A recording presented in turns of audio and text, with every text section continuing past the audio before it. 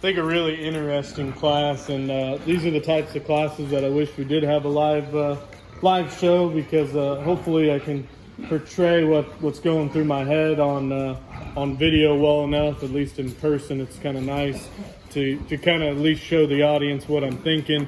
Definitely not going to say I'm always right, but the one thing I want to make certain when I leave, everyone knows exactly what was going through my head. You can call me dumb after that, but you're going to know exactly why I'm dumb. I think this class is really interesting to talk, and there's a barrow that went back to the pens in third that I think you could argue could come out here. Thought he was a little staler, a little narrower. Thought he got a little rough on the inside of his hocks, and that's why we sent him back, but he's darn good as well. These two here, I think you got one that's an outlier, one that's unique. You got one that you either call complete, or the word that goes with complete, the other C word you can use is common, and I don't mean that in any disrespect, but that's kind of the line you got to flirt with.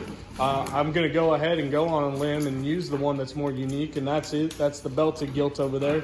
Without a doubt, that is the stoutest, densest, widest, biggest back, biggest ended hog we've seen all day, and there's no contest in that. Is she perfect? Far from it. Her hip and hind leg isn't nearly good enough. She wants to swivel that rear right hock and roll on the outside of her hoof wall. I think she could be elevated at the top part of her blade, and so she'd blend better in the way her neck hooks up into her shoulder, in the way she hooks up on the back side of her shoulder. But when you see one that's that wide, that powerful, and yet relative to the rest in this class, you still have to label her a top pair or top three in terms of structure, because we have issues elsewhere. I think the calico gilt, you call her complete, and I wouldn't argue.